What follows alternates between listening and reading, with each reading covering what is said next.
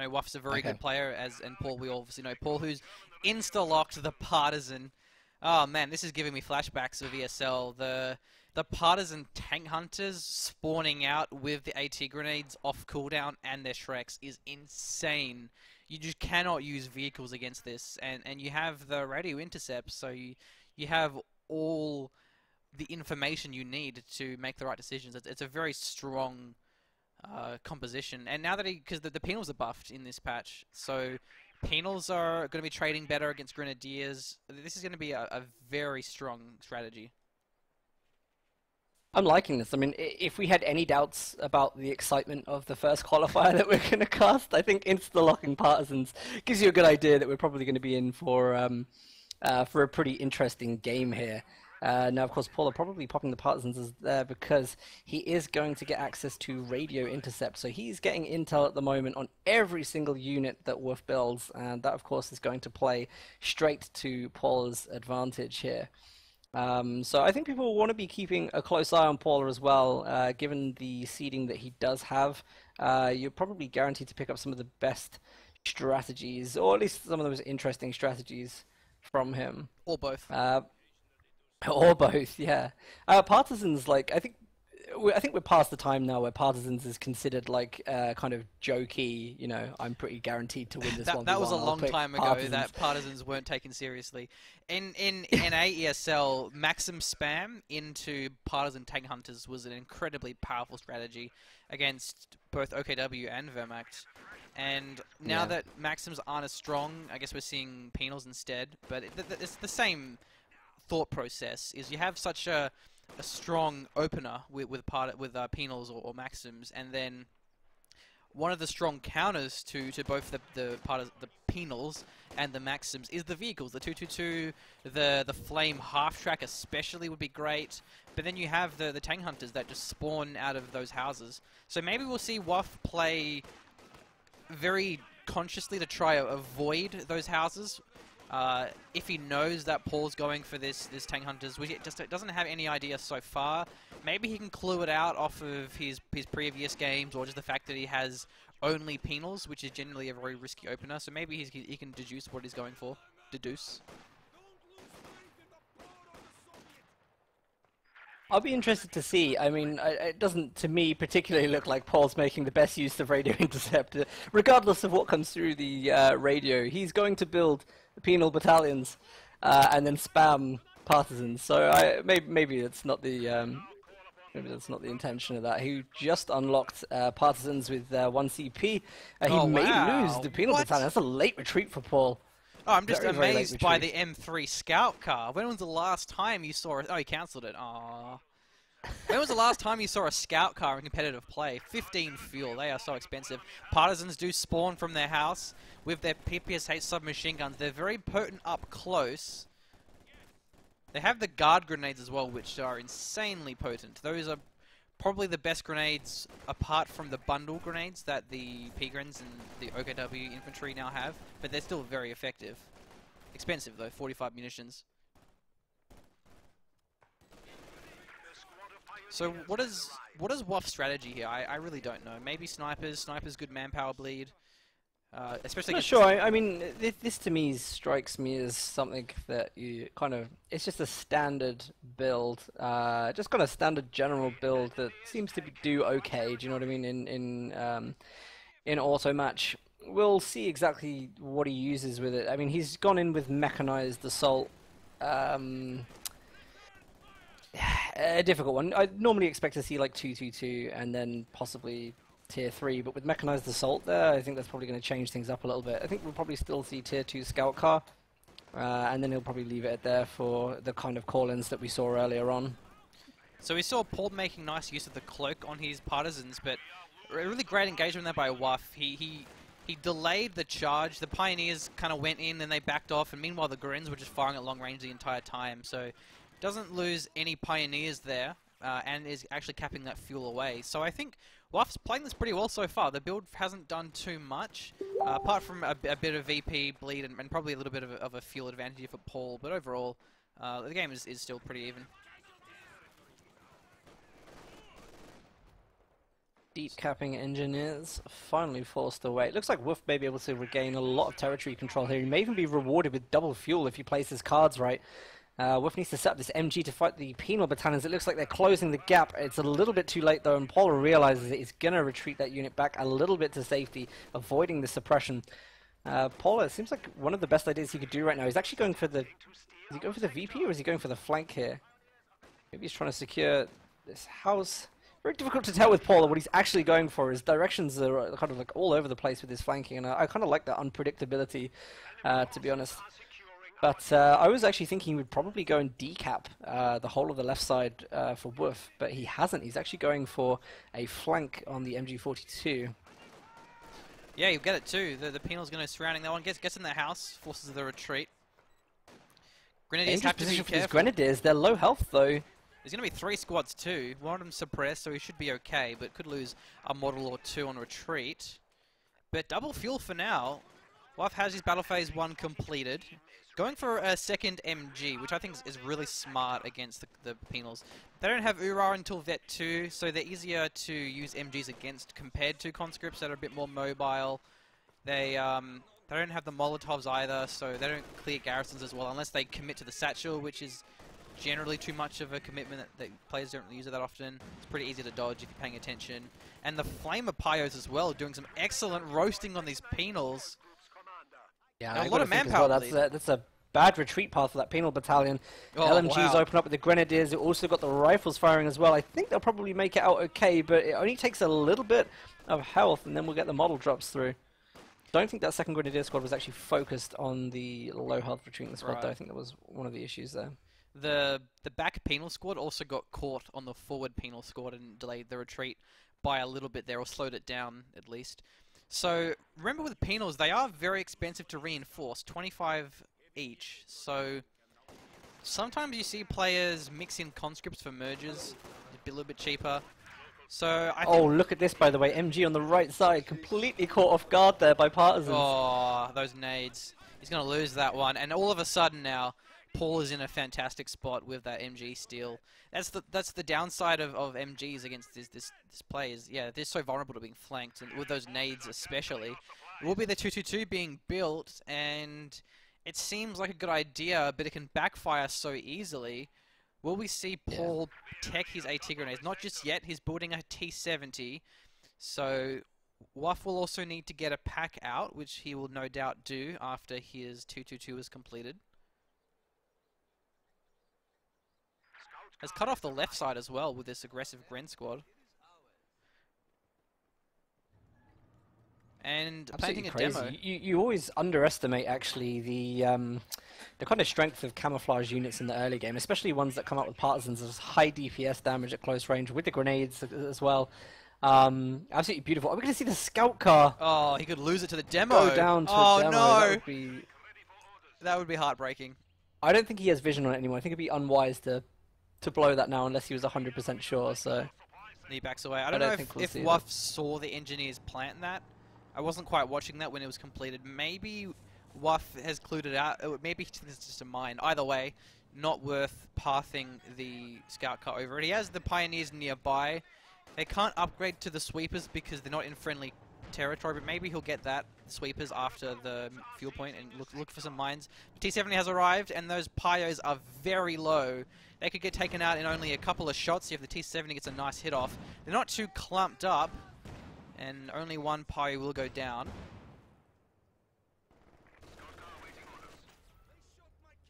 So that's how you shoot. I was actually expecting, I wonder if we'll see, keep your eye on these pioneers, I wonder if we'll see those go. It kind of makes sense, doesn't it? If you see that engineer like kind of solo on the right hand side, not really doing anything, you kind of expect that it's just built something and is kind of left to remain there. So hopefully we maybe see that upgrade. He can't even afford it at the moment though. Especially when you count your opponent's munitions investment. He's none. He hasn't thrown any satchel. There's been one grenade. I think that's it. One grenade. So Paul has a lot of a bank of munitions. We know that. And if Wuff is sensing it out with his game sense, he may get an idea for it too. A rifle grenade was dodged there, not too effective. And that rifle grenade meant that the sweepers will be delayed if he's going for that. So the medics are completed now. It's going to be greatly benefiting. Wuff really needs those, especially if we have the Flamer Penals come out and get that upgrade. We have a pack being built as well, so a very intelligent game by both of our players. Wuff is reacting quite well to this, and now Paul has second demo good charge map on the control. right as well. Yeah, the fuel and the VP. Wow. Yeah, oh, but there's 3. There's another one. He's actually got another one on the strategic point, and that is exactly where Wuff is going. So, and wiping up that Pioneer squad, yeah. Oh, there's no sweeper on it. He's out of the range now, probably. It'll be a close one, though. I don't know if he'll blow it, though, if I'm honest, because I don't think he'll wipe... Oh, no, he's actually going to wipe the whole squad. Oh, so, okay, yeah, there you go. It bit of a loss for Wuff. Wuff. And that's a big blow, because his other Pioneers actually have a Flamer, so Wuff's going to have to rebuild that to get a sweeper out, which is going to really delay the capping on the side there. That's pretty bad. And now we have Paul already having access to the spy network. It's very cheap. T7 doing a lot of damage against these Grens. This could go ugly if he doesn't retreat in time. He may still lose it. Pack opens up. The Grens survive for now. There is the crew repair popped. So the T70 gets away from that one. Man, that T70's damage potential is so high.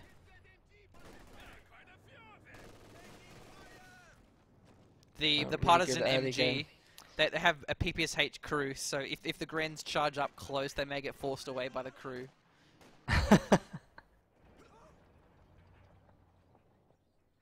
Where is that? Just having a look for the...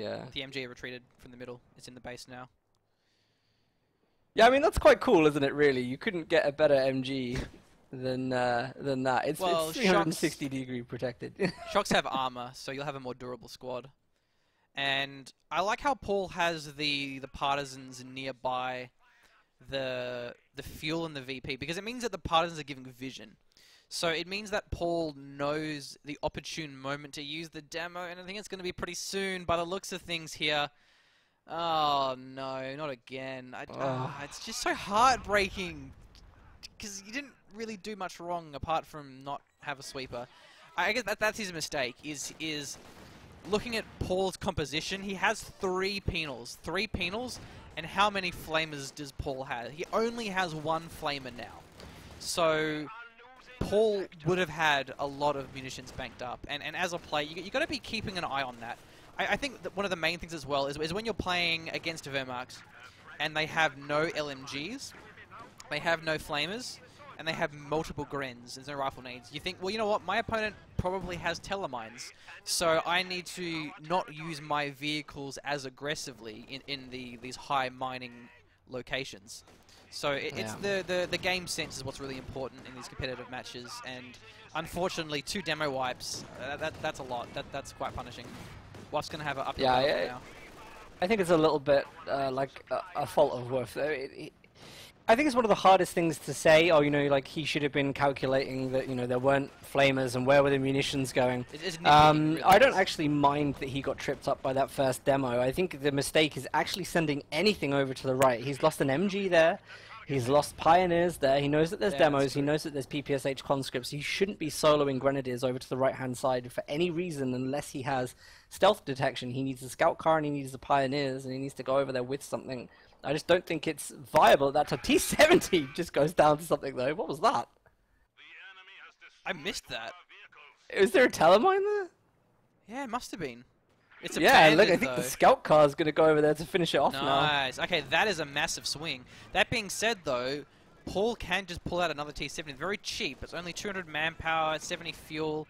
The 222 is a little bit scared, but there's the Shreks, the Partisans. They actually have the AT grenade as well. The Stug E is there, and the Partisans fire on the Stug E. You can't use hold fire. Oh no, he can use hold fire mode. He didn't use it. So the bit of a misplay, and he wipes it with the Stug E. Loses the Partisan Tank Hunter squad, and the T70 is still there, abandoned.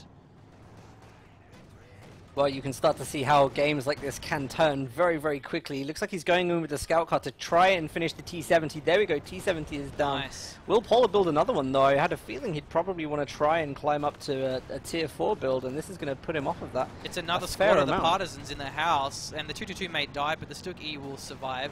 Oh, the Shrek missed! Very close range too. He's going to be able to chase this one down, but there's Grens there with an LMG. The Vet 3 as well, but AT grenades are also available. What? Ah, very unlucky. Yeah, it's a difficult one. I think that one, again, with where they were clumped up and wasn't a guaranteed shot for them there. A flamer on the ground, so the Pyros went down as well.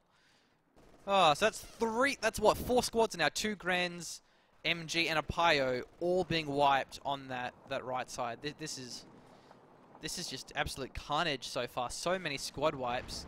And Wuff, he has 2 Stuggies, and Paul, with this Partisan Commander, he lacks late game. He's going to have the SU-85, which I think is fantastic now. It's going to be great against not only the Stuggies in particular, but also the Tiger. So I don't think these early game, in quotation marks, early game commanders are as weak now because the late game of Soviets is inherently better due to the SU-85 buffs, and even the T-34s as well. A little bit bold, don't you think, here with the Stuggy? Do we need to be that aggressive right now? Well, the only threat's mines, really, and the Shreks with and the SU-76 that's just about to come on. That's true for sure. This is going to end badly, I think. The other Stuggy being flanked by the Shreks, it was a nice idea, but the Stug was a bit exposed. It didn't have full health either. Nate will get the kill. So loses that Stug. He hasn't really killed that much, has he? Maybe killed about 5 models, and now loses the Stuggy, which is pretty bad because Wuff is almost going to have the command points for his Tiger, but not enough fuel. Yeah, this to me seems like a little bit of a mistake. I kind of understand he's probably thinking, yes, I've got like a really good vantage point against Paula.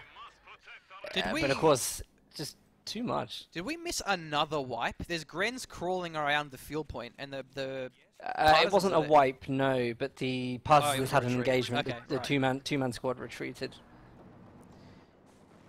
Yeah, it's actually pretty clever though that he's keeping the Partisans near the mine, so that the mine kills 2 models. They're in the crater, so you get 2 models guaranteed, and then you have the squad of a follow-up there. So if you're looking away for half a second, you may get the wipe finished off by the Partisan PPSHs and now the Flamer as well. So it's nice that he's not just depending on these mines and demos. He's actually playing around them. But I think at this stage, Wuff has lost too much. The Stuggy in particular was a bit of a blow, and the SU-76 is going to be decent at forcing away the Stug-E. But there is a pack now, which is going to give them a bit of safety. Very, very unfortunate as well. Wuff spent a lot of time trying to cap that fuel there. I was kind of thinking why. It doesn't actually connect him via that territory. So he hasn't been getting the benefit of fuel there. Could have been doing some more beneficial things. Oh, indecisive. As well. He went for the vault, and then he stopped to retreat, and then he vaulted again. He gets away, but that was a close one. No, he doesn't get away. The squad gets wiped. Very, very unfortunate. It should have hit the retreat button straight away. Here we have the Partisans as well, this time with a little bit of veterancy. They do have 18-8s as well. They're going to go for the Stug-E. Here comes the first shot, and then we should probably see the snare. Where's the SU-76 going to go after this? Maybe a really close range wipe if they're clumped up, but either way, we'll be gets 2 crushes, but the SU-76 is here. Should be able to finish that one off. Actually, the pack is setting up with a 2-2-2 as well, but the Shrek is still firing, and there goes the Stug-E. 2-2-2 chasing after this, but SU-76 wasn't on prioritized vehicle, so it was firing at the penals.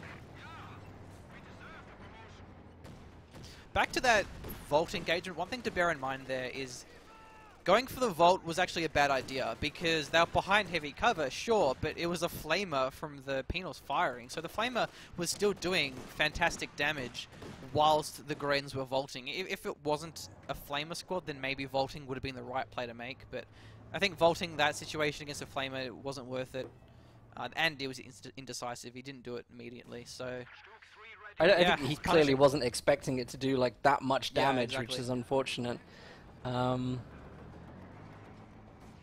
Double SU-76. So this is the stolen MG, am I right? So technically we now have a 6-man Partisan squad on that.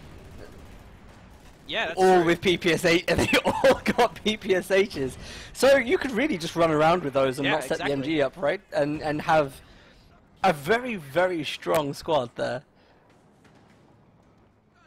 Because the thing is with crewing weapons is the received accuracy modifier is on the starting crew of the Maxim. So once the weapon gets crewed, the crew have the same stats as their original squad.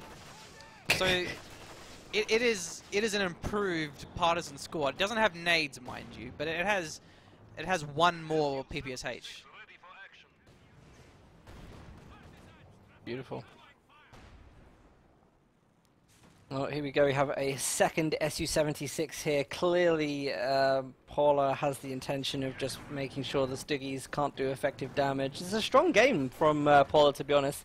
He's playing very, very comfortable with partisans here. No problems at all. And again, those anti-tank infantry, you know, just doing the right job, trying to remove that light vehicle play from the Austere, especially with what Wuff has done and going for the Stuggy like that. Setting up nullifies in that gameplay. The Stuggy bounced against the Su-76. So both of those tank destroyers back away from this one. So Wuff is building P-Grens, but with 3... Oh, Siakar goes down. What was that to? That would have been to the penal battalion, yeah. Okay, he does a small arms fire. Yeah, the P-Grens against those vetted flamer penals is not going to end well. I think penals scale exceptionally well, especially compared to conscript. The flamers just give them such good damage against vetted squads in the late game, and they're quite durable as well, especially with the vet 1 bonus that they have.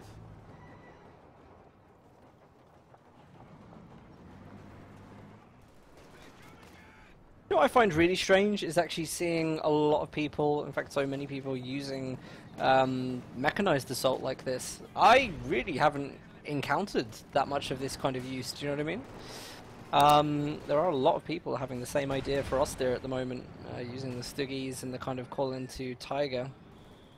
But this is what I'm looking forward to when we get into the later stages of this, because you know for a fact that Loveness doesn't play that kind of game, and you know, then we're going to start to see things like German mechanized doctrine, and you know, Stuggies, it kind of feels like too easy, sometimes almost necessary, but it feels like a cop-out. The core weakness of Wehrmacht is dealing with the mid-game vehicles, and because going for a Panzer IV, it's such a big delay, and it's an uphill battle against the strong wipe potential of the allied vehicles. So that's where the Puma and the Stuggy, they really fill a role that Wehrmacht lack on their core faction. So again, referring to the TPI 3 stats, the mechanized and mobile assault, mobile defense, were the two most popular commander picks, because they allow Wehrmacht to survive the mid game, and then Wehrmacht has pretty good tier late game. The Brumbar is really strong. The Panthers, it's not amazing, but it's still a really good non-doctrine tank in the late game if you can get to it. And so then if you survive that mid-game hurdle, then you're in a pretty good spot for the late game. And yeah, the Tiger's nice. So if you can have the Tiger... What is Wuff doing? Sorry, I didn't see the left side. Why did he run there, you know? Like, that was it looked like he was microing the unit, gets punished for it as well, drops the flamer, as if they needed to give double flamers to any of these penal battalions right now. We've already got flamer partisans stealthed and running around somewhere. Not a good thing to give away. I think Wuff is probably going to have to consider moving on to the next game at this point. This is getting a little bit too much. We're now going to see a third T-70 spam coming in for Paula. I wonder if he's going to rush with it as well. Could work. Here we see Partisans 2-star veterancy taking on the Panzer Grenadiers, and there's the flamer we were talking about, rinsing the Panzer Grenadiers with the flamer there. They were moving. With the Stuggy. The P-Grens weren't firing stationary, so they took a bit too much damage there. Yeah, this game's going to be over. I think Wuff is just trying to get the VP score down a little bit for faction selection, but Paul's only at 431, so Paul hasn't lost much VPs at all. He's been playing this very well, and that matters in the best of 3, where faction selection comes down to the VP scores in the third game, if it goes to the third game. T-70 spam is just so easy because it's only 200 manpower. 200 manpower for a light tank is crazy. Every other light vehicle is about 270, 280. The Stuart's 280, the Panzer II I think is 280. So cheap. Oh, there goes the Stuggy. I guess this is time now for the T-70s to roll in. We'll go full cinematic for this, I think. Let's do it. T-70's going in for the base dive. There is a pack, but that's it. They get behind the barracks, it probably can't fire through it. Doesn't pop the repair in time, so that T-70 goes down, but there's one more to take his place. The tag team trio of T-70s. And that's going to be it. Trying to cap the VPs. At this point, doesn't it really? Boy, AP ammo is not done just yet. Oh, look at that. Tries to recruit the pack gun, instantly wiped. He's using the incendiary rounds on the MG to try and get the kill, but it's not going to work. The T-70 spam wins the day.